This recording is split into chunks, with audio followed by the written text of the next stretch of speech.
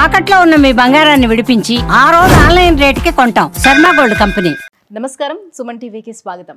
2025 సంవత్సరం నవగ్రహాల స్థితిగతులు ఎలా ఉన్నాయి, ద్వాదశ రాశుల వారికి ఎటువంటి ఫలితాలని అందజేస్తున్నాయి, ఈ విషయాన్ని తెలియజేసేందుకు మనతో పాటు ఉన్నారు ప్రముఖ జ్యోతిష శాస్త్ర పండితులు, శ్రీచక్రపీఠ వ్యవస్థాపకులు బ్రహ్మశ్రీ ప్రదీప్ జోషి గారు. గురుగారు నమస్కారం. శ్రీమాత్రే. గురుగారు, 2025 సంవత్సరం మరి కుంభరాశి వారికి ఎలా ఉండబోతుంది? రాశిలో ఉంచి శని వెళ్తున్నాడు కాబట్టి ఏమైనా కొంచెం రిలీఫ్ ఉంటుందా వీళ్ళకి? శ్రీ గురుభ్యో నమః. శ్రీమాత్రే. కుంభరాశి వాళ్ళకి నేను చెప్పేది ఏంటంటే, ఇప్పుడు ఏలినాటి శని ఇంకా 2.5 సంవత్సరాలు ఉంది. సో వాత పెట్టాడు, తర్వాత వెన్న కూడా పెట్టాడు, అయిపోయింది. ఇప్పుడు హీలింగ్ టైం ఇది. It's time to heal.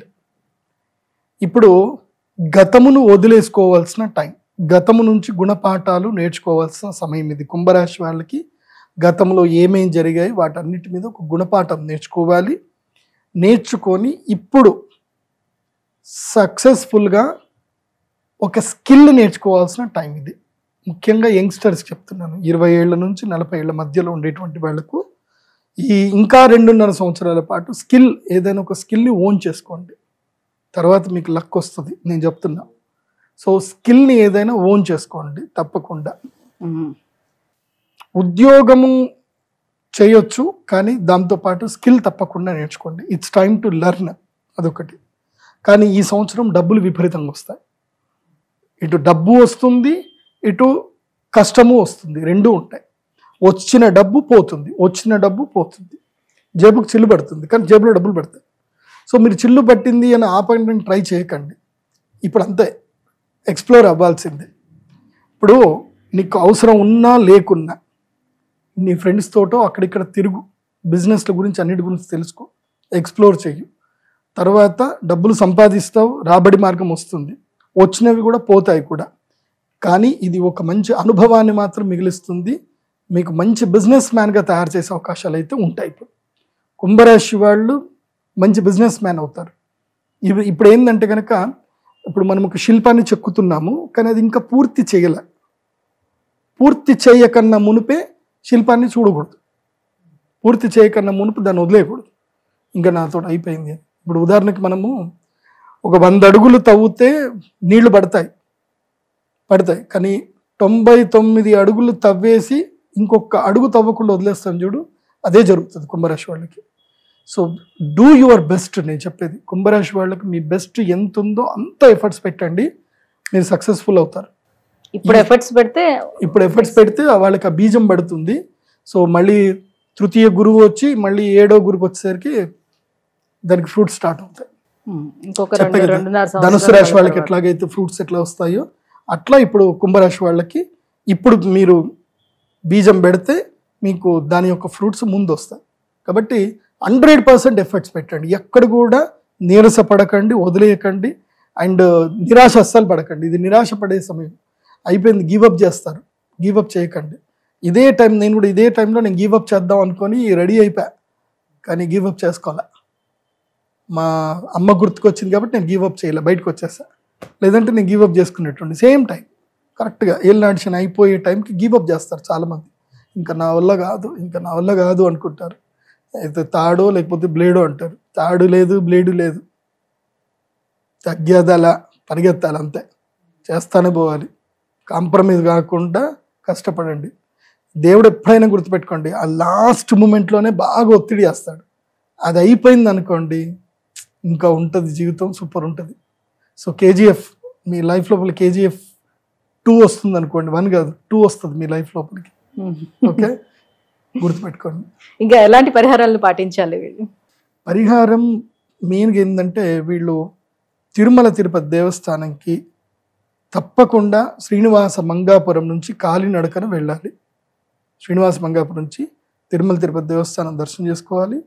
తర్వాత ఈ మార్చ్ 28 తర్వాత షష్టగ్రహ కూటమి రోజు యాగం చేసుకోవాలి వీళ్ళు తప్పకుండా. యాగం అయిన తర్వాత సో పంచభూత శివలింగ దర్శనం చేసుకోవాలి. మొట్టమొదటిగా పృథ్వీలింగం దగ్గరికి పోవాలి. ఎక్కడ పృథ్వీలింగం అంటే కంచి కామకోటి పీఠం దగ్గర ఉంటుంది. ఏకాంబరనాథేశ్వర స్వామి దేవస్థానం. మొదలు వెంకటేశ్వర స్వామి దర్శనం చేసుకోవాలి, అక్కడ నుంచి డైరెక్ట్గా కాంచీపురం వెళ్ళాలి, కామాక్షమ్మ దర్శనం చేసుకోవాలి, తర్వాత ఏకాంబరనాథేశ్వర స్వామి దర్శనం చేసుకోవాలి. సో పృథ్వీలింగం అయిపోయింది. పృథ్వీలింగం అయిన తర్వాత నీరు, జలలింగంకి వెళ్ళాలి, జంబుకేశ్వరంకి వెళ్ళాలి. పక్కనే దారిలోనే శ్రీకాళ వస్తుంది కదా, పోయి అట్లా వెళ్తే కదా అంటే కాదు. ఫస్ట్ పృథ్వీలింగం ఎస్టాబ్లిష్మెంట్, దెన్ తర్వాత జలలింగం జంబుకేశ్వర స్వామి దగ్గర పోవాలి. జలలింగం తర్వాత అగ్నిలింగం అరుణాచలం పోవాలి.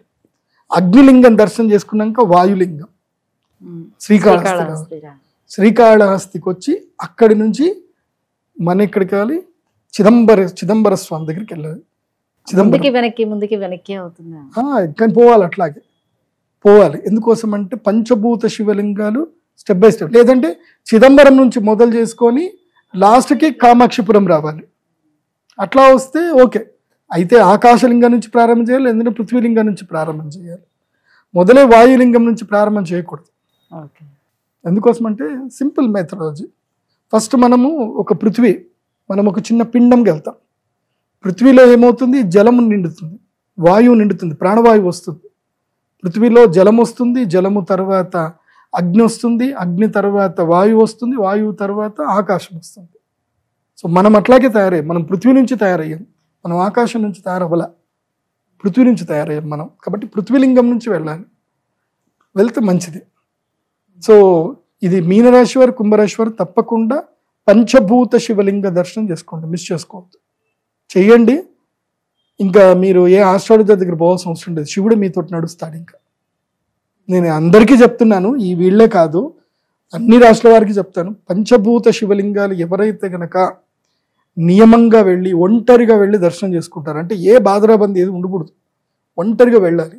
అంటే నీకు నువ్వు దేవుడు అంతే, ఇంకేం ఉండకూడదు. నీకు ఎవరైనా తోడుంటే ఒకళ్ళని తీసుకెళ్ళి, కానీ వాళ్ళు నీ యొక్క ఆలోచనకు, నీ నిర్ణయాలకు వాళ్ళు అడ్డుకట్టేయకూడదు.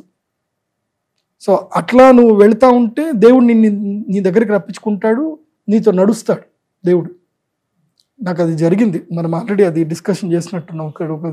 అదొకటి నేను మేడం గారు చేసిన ఒక వీడియో ఉంటుంది, ఎవరు జీవితకాలం దర్శనం చేసుకోవాల్సిన దేవస్థానాలు ఏంటి అనేది ఒకటి ఉంది. అది వీడియో చూడండి, చూస్తే అర్థమవుతుంది.